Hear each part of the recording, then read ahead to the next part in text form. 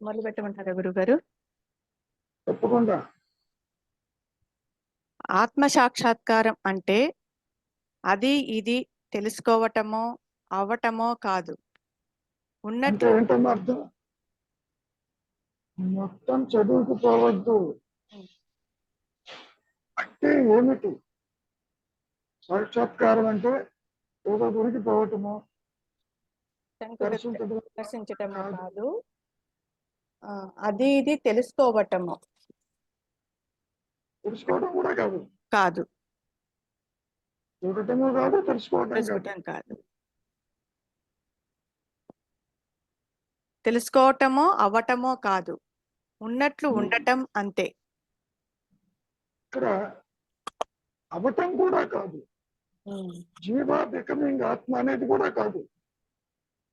జీవాత్మ భావనతోటి, మనస్సుతోటి, ఇంద్రియాలతోటి ఇవేదో గ్రహించటము, చూడటము అదే కాదు. ఆ తర్వాత ఒకడు తెలుసుకున్నాడు అంటే ఎప్పుడు ఏది మాత్రమే ఉందో అదే అతడు అని భావము. భావం బాగానే ఉంది, ఏది ఉందో ఎట్లా చెప్తాము?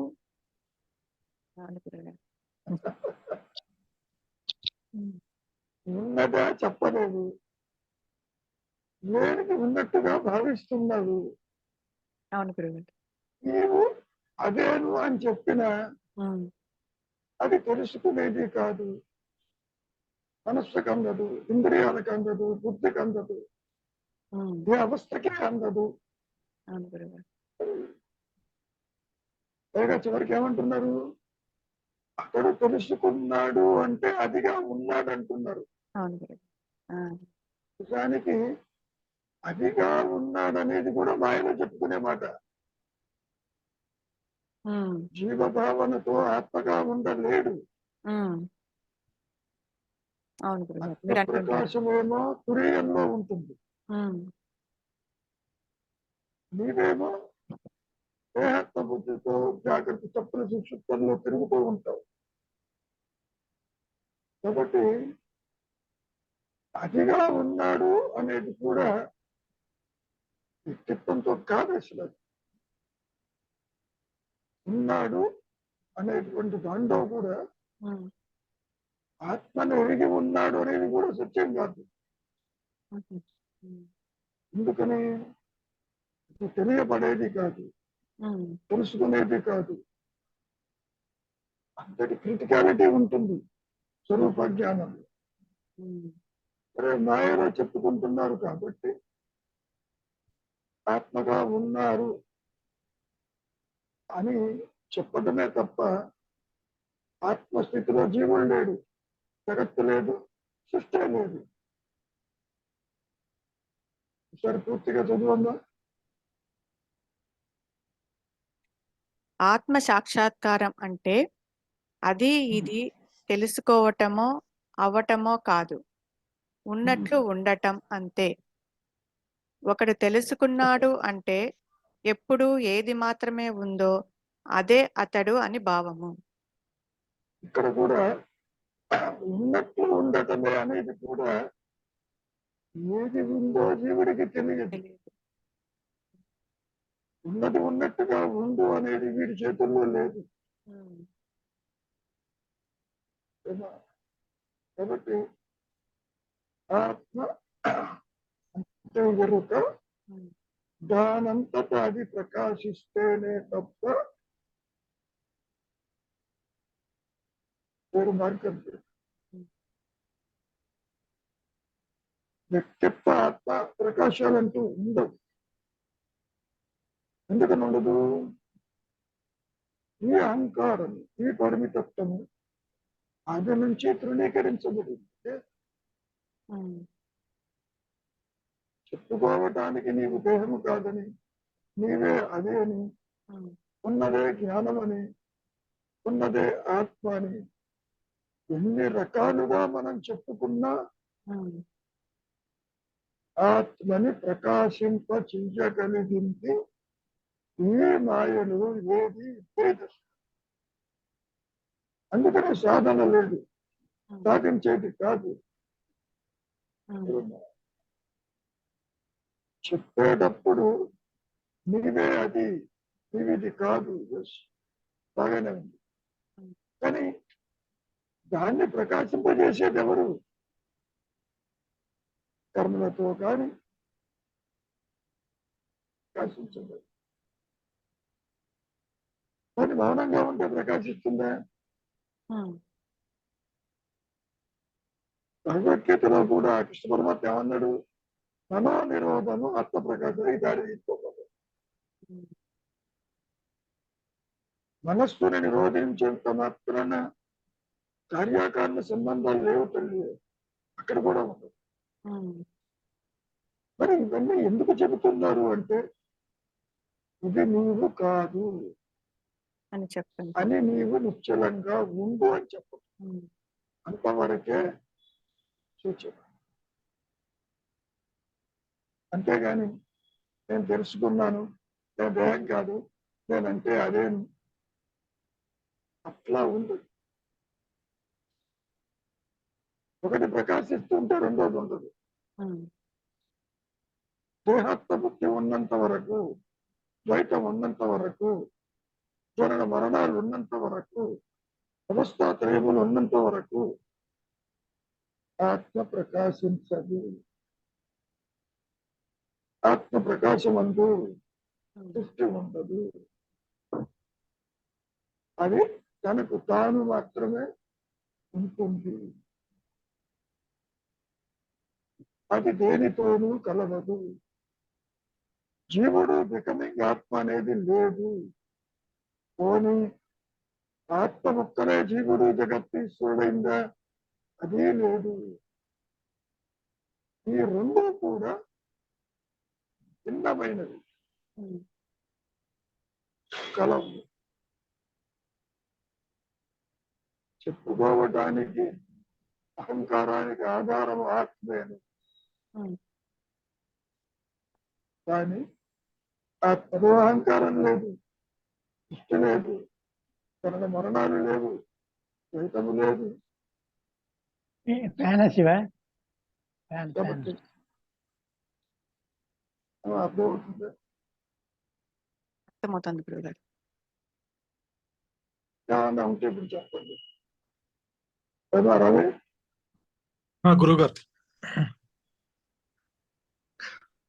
గురుగారు ఇప్పటిదాకా రాంగ్ ఐడెంటిటీ ఆత్మ ప్రకాశంలో లేనప్పుడు ప్రకాశించిన తర్వాత అప్పుడు ఇదంతా ఆభాస, ఇదంతా భ్రాంతి అని చెప్తున్నాడు. అంటే ఇది కూడా ఆత్మలోని భాగమే, ఉన్నదే జ్ఞానము అని చెప్తూ, ఇది కూడా ఆభాస, ఇంతకు ముందు ఇది ఉన్నది ఆభాస, ఇప్పుడు లేదు, భ్రాంతి తొలగిపోయింది అని చెప్తున్నాడు. అంటే అక్కడ ఆ స్టేట్ చేంజ్ మారుతుంది కదా. అంటే గురుగారు, అంటే అది చెప్తున్నాడు అంటే అహంకారము ఇంతకు ముందు ఉంది, ఎగిరిపోయింది అని చెప్తున్నాడు కదా. ఇక్కడ ఎన్ని మాటలు చెప్పినా మాయలోకి వచ్చి మాయ మాటలే అది. ఆత్మస్థితిలో ఎవరికి చెబుతాడు? ఏముందని చెబుతాడు? అన్యత్వం లేదే. తిరిగి మళ్ళీ పెద్ద బీజ మనస్సుతో దేహము జగత్తును చూసినప్పుడు అందులో తనలాగే ఇతరులు కనబడుతూ ఉంటారు. వారు అడిగితే చెబుతాడు. అంతవరకు ఆత్మస్థితిని ఎవరు అందించరు.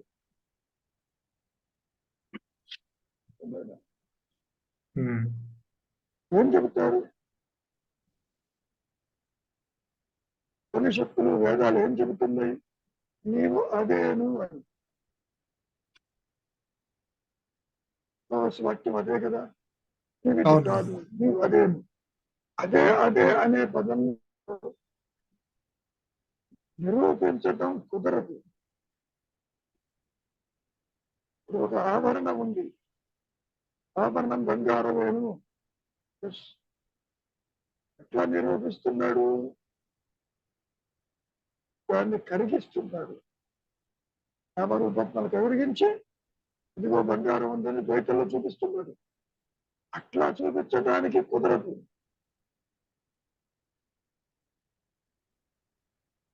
మట్టి నుంచి పాత్రలు వచ్చినాయి. ఓకే, పాత్రలు చూస్తున్నావు, మట్టిని చూస్తున్నావు, కుండలు చూస్తున్నావు, కుండ పెంకులు చూస్తున్నావు, కుండ పగిలిపోయినా కానీ మట్టే ఉంది. ఇది బాగా అర్థమవుతుంది. అవును. కానీ బుద్ధికి మనస్సుకి అందదు. మరి ఏ విధంగా మనం వెళ్ళాలి? ఒక్క అంతర్ముఖంతోనే, ఒక్క విచారంతోనే, తీవ్రమైన వైరాగ్యంతోనే, సంకల్పరహితంగా నీవు నిలిచి ఉన్నప్పుడు పాసిబిలిటీ దట్ సెల్ఫ్లెస్ అయి అట్లా పాసిబిలిటీ. అందుకనే అనుగ్రహము చేత అనే మాట మహర్షి చెప్పడం జరిగింది.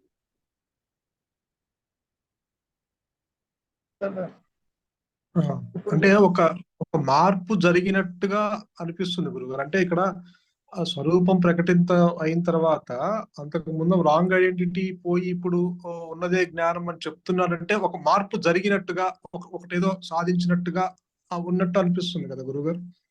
అది మాయలో చెప్పుకోవచ్చు. విత్తనంలో చెట్టు లేదు, కానీ విత్తనం వేసాము, వృక్షం అయింది. ఎవరికి ఏమన్నారు? చెట్టు లేదు, వృక్షం లేదు, బొమ్మన్నారు. నీకు వృక్షం కనపడాలి అంటే బీజం ఉండాలి. బీజం పగలబడితే దాన్ని కనపడతాం. కాబట్టి ఇక్కడ బీజము అంటే నేను ఉన్నానన్న ఆత్మ అనే బీజం ఒకటి ఉన్నదని, నేను దేహం అనేది బయటకు వచ్చిందని, దాని నుంచి సృష్టిని చూస్తున్నదని మనం మాయలో చెప్పుకోవటమే కానీ నిజానికి చెట్టు లేదు, విత్తనము లేదు.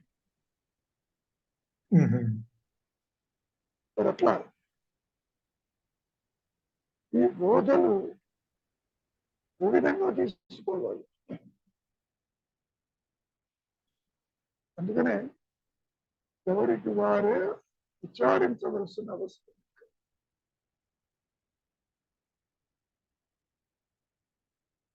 నేను చూస్తున్నానంటాం, ఆ చూసే నేనెవరు? ఆత్మ దేనిని చూడదు. ఆ విషయం తెలియదు జీవుడికి. తెలియదు. కాబట్టి ఇక్కడ ఇంద్రియాలు, దేహాదులు, మనస్సు ఇవన్నీ చైతన్యవంతం అవుతుంది. అందుకని చూడగలుగుతుంది. ఎవరి మనస్సులో ఉన్నది వారు అన్యంగా చూడగలుగుతున్నారు. అలా చూచే అభాసమైనటువంటి నేను ఆత్మని చూడలేదు. ఆత్మ దాకా దేనికి? తన ఉనికి తనకే తెలియదు. ఇప్పుడు నీవు దేహమేమో చూడు అన్నారు. అది శంకరులు అయితే చెప్పారుగా, దేహం దాహం సోహం సోహం అంటూ వదిలిపెట్టారు. ఇది ఎందుకు తెలుసుకోలేదు? దానికి ఉనికి లేదు కాదు, స్వయం ప్రకాశం లేదు కాదు. మరి స్వయం ప్రకాశం ఉంటే తెలుసుకోవాలి కదా. నీవెవరివో నీవో ఎందుకు తెలుసుకోలేవు? దేహం చెప్పింది అది ఉన్నట్టు నువ్వు చెప్తున్నావు ఈ దేహం నాకు. ఆ చెప్పే నేను ఉన్నదేమో చూడు, అదే నేనెవరన్నా విచారం. ఏం జరుగుతుంది? నీవు కాని దానితో అసోసియేట్ అయిన ఆత్మ దేనితోనూ అసోసియేట్ కాదు. ఓకే, ఎందుకు అసోసియేట్ అయినావు? సత్యం తెలుసుకోవటానికి. ఈ సిస్టంలో కనపడుతుంది అసత్యమని గుర్తించటానికి. అది దీని ప్రయోజనం. ఎన్నోసార్లు చెప్పుకుందాం మనం, స్వరూప జ్ఞాన ప్రకాశానికి ముందు శిశువుగా జన్మించక తప్పదు. అజ్ఞానం రావాలి, దేహత్వం జనించాలి, తనది కాదని తెలుసుకోవాలి, ఆత్మగా మిగిలిపోవాలి. అట్లా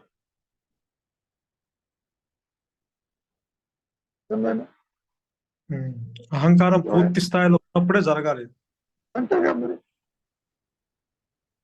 ఇప్పుడు ఇది రాలేదు అనుకుంటాం కాసేపు, ఆత్మ ఉన్నది అనుకుంటాం. ఆత్మ ఉంటే, తనకు తానే ఉంటే, నేను అంటే ఇది కాదు, నేనంటే ఆత్మననేటువంటి యొక్క కన్ఫర్మేషన్ రావాలి అంటే మాయ తలెత్తాలి. అది ఏ రూపేణైనా అసలు అది తల ఎత్తినప్పుడే తెలుస్తుంది, భ్రమ కలిగినప్పుడే తెలుస్తుంది. ఇప్పుడు పాము భయం కలిగింది, పాము భయం కలిగినప్పుడే ఇది పాము కాదు, ఇది కాదని తెలుసుకున్నావు కదా. ఇక్కడ కూడా దేహాత్మ బుద్ధి, పరిమితత్వము, జనన మరణాలు, భయం కలిగినప్పుడే నువ్వు విచారిస్తున్నావు నేనెవరు అని. ఆ నేను ప్రకాశించినప్పుడు ఇదేది లేదు, నేనంటే ఆత్మని తేలిపోయింది. మరి కానీ గురుగారు ఇప్పుడు ఇది పూర్తి స్థాయిలో అహంకారం ఈ మాయలో పూర్తి స్థాయిలో ఉన్నప్పుడే ఇది జరగాలంటే అసలు ఆత్మకి అహంకారానికి సంబంధం లేనప్పుడు ఇది పూర్తి స్థాయిలో ఉన్నా ఒకటే లేకపోయినా ఒకటేగా అది రివీల్ చేయడానికి. అది రివీల్ చేస్తున్న మాయ అనేది ఒకటి ఉంటేనే రివీల్ ఉపయోగం. నువ్వు ఎప్పుడున్న సినిమాకి వెళ్ళావా? శ్రీకాంత్లోనే సినిమా వేస్తాడు, సూర్యకాంతిలో సినిమా వేయడు. అజ్ఞానం అనేది ఒకటి తల ఎత్తితేనే జ్ఞానం అంటే ఏంటో తెలుస్తుంది. చివరికి ఏమిటి? అజ్ఞానమే లేదు, ఉన్నదే జ్ఞానం. ఇదంతా కూడా భగవంతుడి యొక్క లీల అని, సృష్టికర్త యొక్క ఇదని చెప్పుకుంటారు.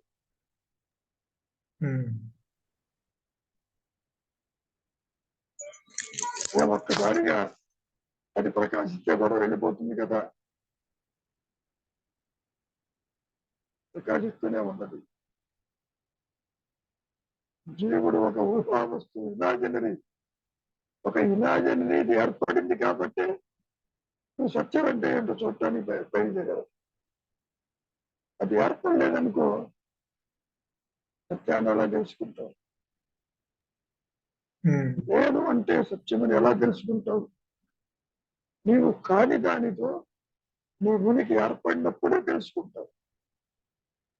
అంటే గురుగారు ఇది జాగ్రత్త అవస్థలోనే జరుగుతుందంటే ఇప్పుడు ఆత్మని స్వరూప జ్ఞానానికి అవస్థలు ఏమి ఇటు పక్క లేనప్పుడు అది జాగ్రత్త అవస్థలోనే ఎందుకు జరగాలి? అప్పుడు నిద్రావస్థలో అది చూసి చేసుకుంటుంది. జాగ్రత్త అవస్థలోనే అజ్ఞానం పుడుతూ ఉంది కాబట్టి దేహం పుట్టాలిగా. దేహం ఎక్కడ పుడుతున్నది? అజ్ఞానంలో పుడుతూ ఉంది. అజ్ఞానం అంటే అటు చీకటి కాదు, ఇటు వెలుతురు కాదు. అందుకనే ఈ అహంకారాన్ని చిచ్చర గ్రంథి అంటూ ఆదిశంకరులు వర్ణించారు. అంటే లేనిది ఉన్నట్టుగా కనపడినప్పుడే నువ్వు విచారం చేస్తావు. అంటే ఇప్పుడు అలాంటప్పుడు స్వప్నావస్థను అది కూడా మాయే, నిద్ర సుషుప్తం కూడా మాయే కదా గురువు గారు, అన్ని అజ్ఞానమే కదా అది కూడా. అంతేగా మరి. మరి అలాంటప్పుడు జాగ్రత్త అవస్థను ఎందుకు చూస్ చేస్తుంది? అర్థమైన అప్పుడు గుర్తుకెళ్ళా. 3 దేహాలు మార్చుకుంటూ ఏర్పడుతుంటాయి. స్థూల దేహం నీకు ఎక్కడ పుట్టింది? కళలో పుట్టలే, ఇతరులోనూ పుట్టలే, జాగ్రత్త అవస్థలో పుట్టింది. అవును గురుగారు. కాబట్టి ఎక్కడ పుట్టిందో అక్కడే పుట్టలేదని తెలుసుకోవాలి తప్ప, నువ్వు పుట్టింది ఒక చోట అయితే నేను ఇతరులో తెలుసుకుంటాను, ఎలాగంటూ తెలుసుకుంటానంటే కుదరదు. తిరిగి మళ్ళీ జాగ్రత్తావస్థకే రావాలి. అది కటింగ్ పాయింట్. అర్థమైంది గురుగారు. స్వప్నావస్థలో కూడా సూక్ష్మదేహం ఉంటుంది కదా గురుగారు? సూక్ష్మదేహం ఉన్నప్పటికీ దానికంత కెపాసిటీ ఉండదు. అసలే అది సూక్ష్మం. అవును. తను తెచ్చుకున్న వాసనలే అనుభవించడానికే సమయం సరిపోదు. ఒకవేళ ఎవరన్నా కనిపించి చెప్పాడనుకో, నీవు దేహం కాదు, నీవు ఆత్మవని, నాకు అనవసరం అంటాడు. ఎందుకని? తన దేహం అక్కడ చూడలేకపోతున్నాడు. కానీ ఇక్కడ నువ్వు చూస్తున్నావు జాగ్రత్తావస్థలు, తల్లిదండ్రులు చూస్తున్నావు, భార్య బిడ్డలు చూస్తున్నావు, నీ దేహం చూస్తున్నావు. అవును. అంటే ఇక్కడ స్వప్నం కూడా ఈ జీవితే చెప్తున్నాడుగా అదంతా అసత్యం అని. సో వీడికి తెలిసిపోయింది అసత్యం అని. ఎందుకని? అక్కడున్న విషయం ఇక్కడ కనపడటంలా. అవును. నిద్రలో ఏముందో నాకు తెలియదు, కానీ జాగ్రత్త అవస్థకి వస్తే కళలో కనిపించిన ఏది నా అందరు రావటం. కాబట్టి కళలో అనుభవించినవి అసత్యమని తేలిపోయింది ఒక దెబ్బతో. దానికి ఎవరికి ఇన్ఫర్మేషన్ అక్కర్లే. అవును గురువు. అంటే స్వప్నావస్థని జీవుడు అసత్యం అని చెప్తున్నాడు, కానీ జాగ్రత్త అవస్థ అసత్యం అని చెప్పాలంటే స్వరూప జ్ఞానంతోనే పోవాలి. అది ప్రకాశం మళ్ళీ ఇక్కడికి రావాలి. అదే అవును. అంటే తురీయం ప్రకాశించాలి. తిరిగి తగ్గబీజ మనస్సుతోటి ఈ జాగ్రత్త అవస్థలో ఈ దేహాన్ని సంసారాన్ని చూసినప్పుడు అప్పుడు చెప్తాడు, నేను అంటే ఆత్మ అని, ఇవంతా కూడా ఆత్మ లేనిదేనని, విడిగా లేవని, వాటికి ఉనికి లేదని అది కూడా అడిగితే చెబుతాడు. ఆత్మగా ఉంటూ ఎవరికి చెప్తాడు? ఆత్మ ఎవరితో మాట్లాడదుగా. అవునవును. అంటే ఈ పరిమితమైన జ్ఞానంతోనే ఇది స్వప్నం అసత్యం అని చెప్తున్నాడు, కానీ ఇది జాగృత అసత్యం అని వీడి అది చెప్పాలంటే అది ప్రకాశితం అవుతే గాని జరగాలి. అది ప్రకాశం. దానికే విచారం చేయమంటున్నారు. విచారం చేసి వైరాగ్యంతో ఉంటూ ఇది అసత్యమని గుర్తించు. దానికి ఎన్నో విషయాలని ఆదిశంకరులు చెప్పారు. దేహం అసత్యము, జగత్ అసత్యము, నువ్వు సత్యం అనుకుంటున్నావు, ఓకే అనుకో. ఇతరులో ఏమైంది? స్వప్నంలో ఎందుకు కనపడదు? విచారించు. పొరపాటునైనా నీ దేహము స్వప్నావస్థలో కనపడుతున్నదా? జగత్తు నో. మరి ఎందుకు కనపడుతున్నాయి అవి? అవి నీ ఆలోచనలు కాబట్టి. జాగ్రత్త అవస్థలో ఆలోచన రావాలి, మౌనానికి రావాలి, చూచే నేను చూడకుండా ఉండాలి, ఆ నేను ఆత్మగా ప్రకాశించాలి. ఇది ఈక్వేషన్. అంటే ఇక్కడ పూర్తి స్థాయి చీకటిలోనే వెలుగును నువ్వు చూడాలి. That's all. నీవు కాని దానితో నీవు అసోసియేట్ అయితేనే నీవెవరో తేలుతుంది.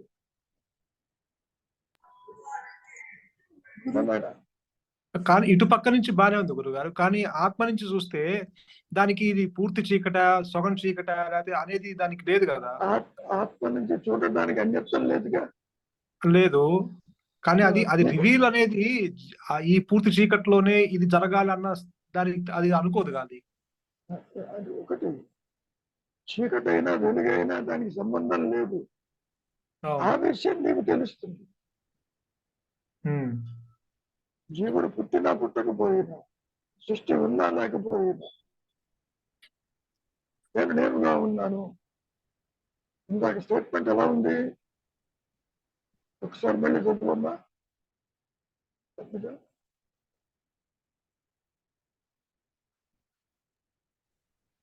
ఆత్మ సాక్షాత్కారం అంటే అది ఇది తెలుసుకోవటమో అవటమో కాదు, ఉన్నట్లు ఉండటం అంతే. ఒకడు తెలుసుకున్నాడు అంటే ఎప్పుడు ఏది మాత్రమే ఉందో అదే అతడు అని భావము. అంటే అర్థమైంది, ఆత్మ ప్రకాశించినప్పుడు మాత్రమే నేనంటే అది అంతవరకు. దేహం ఉన్నా లేకపోయినా దానికే ఇబ్బంది లేదు. నువ్వు కాసేపు నిద్రపోతున్నావు, ఆరు మాట్లాడేపోతే బాడీ అని సంసారం. ఎందుకని? ఇక్కడ అన్ని బంధాలు ఉన్నాయి. నిద్రపోతే ఎందుకు ఎగిరిపోయింది? ఎప్పుడైనా గురువు గారు అంటే ఇక మనస్సు అనే ఆలోచనలు అక్కడ ఏమి ధరించదు. ఆలోచన లేని విషయం బాగానే ఉంది. నిద్రపోయే వాడిని మెడుకుంటున్నాడుగా. ఇక్కడ బాధ ఎందుకు? అక్కడ బాధ లేదుగా. నిద్రలో ఏ బాధ ఉండట్లా.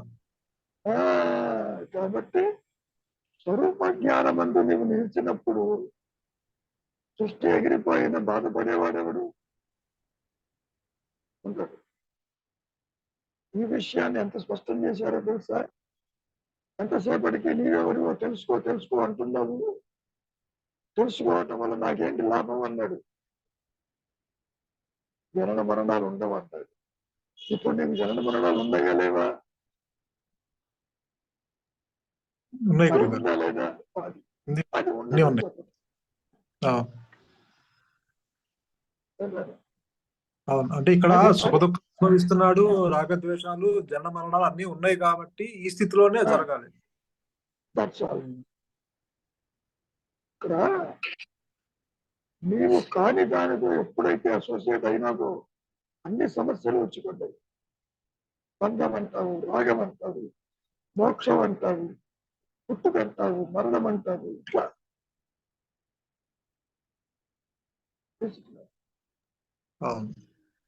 స్వప్నంలోనూ సుషిప్తులోనూ ఉన్నా, సుషిప్తులో ఏ బాధ ఉండదు, స్వప్నంలో ఉన్నా కూడా బయటకు వచ్చి అసత్యం చెప్పేస్తున్నాడు ఈ జీవుడే.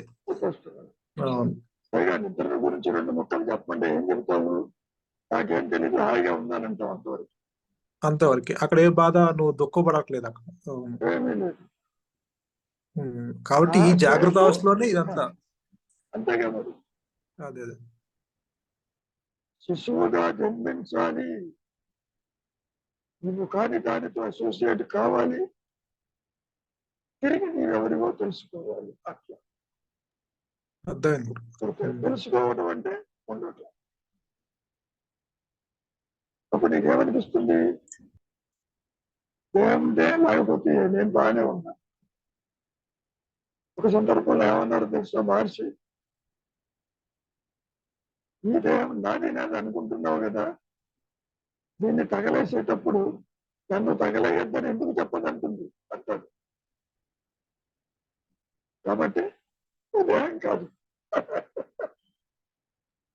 అవును,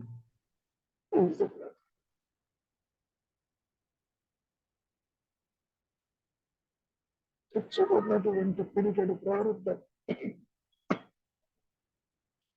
అంతరించేలో ఈ మాయలో నీవు కావు. అది మహర్షి యొక్క అప్రోచ్. గురుగారు, చెప్పమ్మా.